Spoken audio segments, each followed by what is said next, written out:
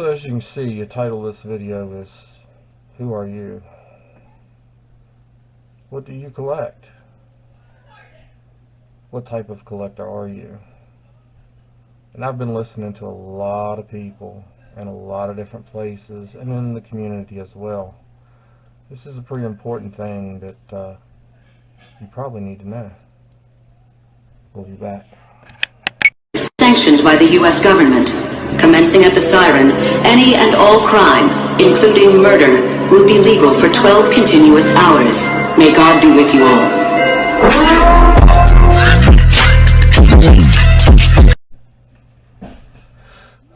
Alright, so what am I talking about here?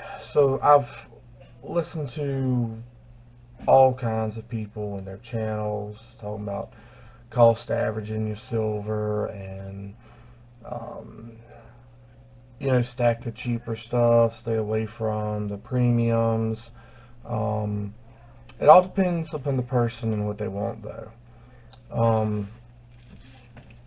So normally the more that you buy, the more ounces, the cheaper you end up getting it. Not always the case. Stuff like this does have a little bit of a premium. But these are 10-ounce stackers. This is a good way to stack silver. Can you find 10-ounce bars cheaper than this? Yes. But this is the biggest purchase I've ever made. And I've only been doing this for a year, something like that. But normally that's going to be your cheaper ways, you know. And 10-ounce bars in hard times seem to be what everybody wants, so they're easy to sell. When you start getting over 10 ounces, you're starting to cost so much it's a little harder to sell. But normally your 10 ounces, you know, people really want. Are you a junk silver stacker? You know, your 90%, 40%, 35%, 90% dimes. You know, there's all kinds of what we call junk silver out there. It's not really junk, it just tends to be what we call it. So, I mean, that's an option for people.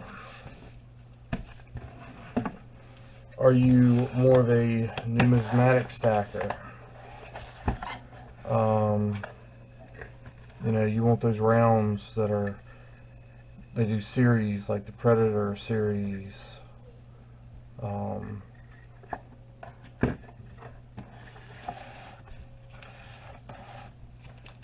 You've got Tetris. You've got Lord of the Rings. You know, this is more of a numismatic. It's got more of a premium on it because it might be worth more later. Some people buy, sell, that kind of thing. There's your Aliens rounds. This is the antiqued ones. The antique always has a premium on top of the premium. Are you a Silver Eagle stacker in any shape, fashion, or form, or do you want to pay extra for them to be graded at MS70 or something like that? I mean, are you good with them just being this way? It's all questions you have to ask yourself and you have to decide. Are you like me and you're willing to pay a little bit more and have somebody do something special for you like this with the series? I tend to be a little bit more on the numismatic side of stacking than just regular stacking. Some people are like, well, premiums are too high right now, or silver's too high, I'm not gonna buy any, I'm gonna wait for it to come down. So my opinion on that, if silver, let's say it's $22 an ounce, and the most important thing is how much are you willing to spend each week, each 2 weeks, each paycheck, each month. If I'm gonna buy $100 a month worth and the premiums aren't too awful bad, we'll say we're sitting at $22 an ounce, then I'm gonna pick up 4 ounces of silver that month. But if next month it's like $33 an ounce, then I'm only gonna pick up 3 ounces.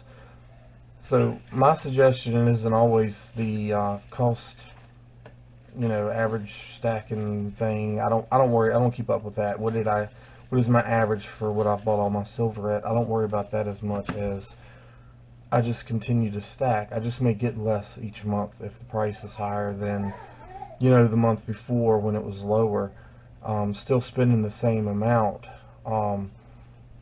To me, the way I see it is if something really bad happens and you need it, it's not going to matter if it's a plain old silver eagle, just plain silver, junk silver,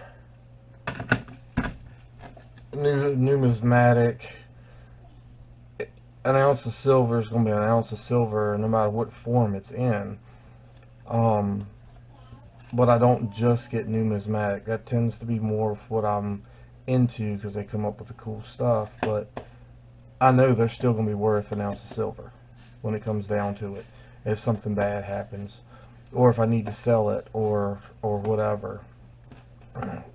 My advice is just stack slow. Set your pace.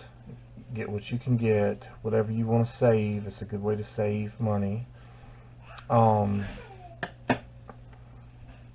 I don't worry so much about what the cost of silver is per ounce.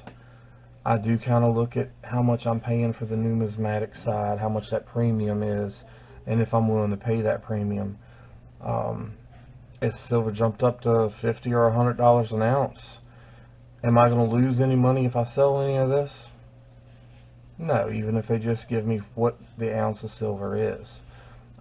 We all know that the price is manipulated now, so it's worth more than what we're getting it at, and I'm not really too concerned about what the actual price is that it's selling at the time. I just may get an ounce or two less each month, so I'm still staying within that budget, and I'm still stacking. One day it may blow up, but then again it may not. It's always a chance. I'm doing this for the long term, not the short term, so I'm not worried about those fluctuations up and down in the market, other than it dictates how many ounces I'm going to pick up that month. I'm not going to spend the extra money to keep getting the same number of ounces. I'm just going to adjust my ounces so I'm spending the same amount of money. That way you're not putting yourself in a bad spot, you're not dipping into other money that you need and stuff like that. So this is all things that you have to think about as a stacker or a silver or whatever. What do you like? What do you want? If you're just trying to get a base of silver and then go to more numismatic stuff like this, hey, that's understandable. Just get the regular. Don't worry so much about, all this stuff and other cool things that they come out with.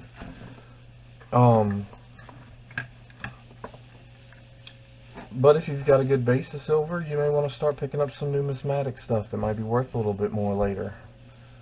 So it all depends upon you, your style, what you're interested in. I try to pick up some of both numismatic and, just regular silver. I also try to pick up some junk silver. I like all of it. Of course, if hard times come around, I'm going to sell the regular silver before I sell anything, because your junk silver now is falling into almost a numismatic thing because it's getting hard to get a hold of. So all food for thought, stuff I wanted to put out there for people. Some people think you've just got to be one way or the other way. You can be all the ways if you want. You just stay inside your budget, do what you think is best.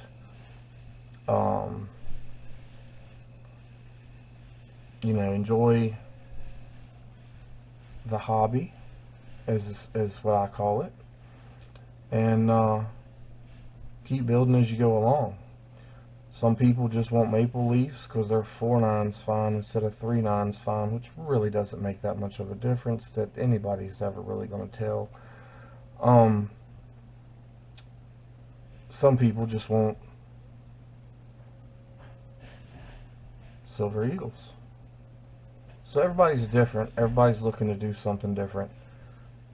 But the important thing is stay within your budget.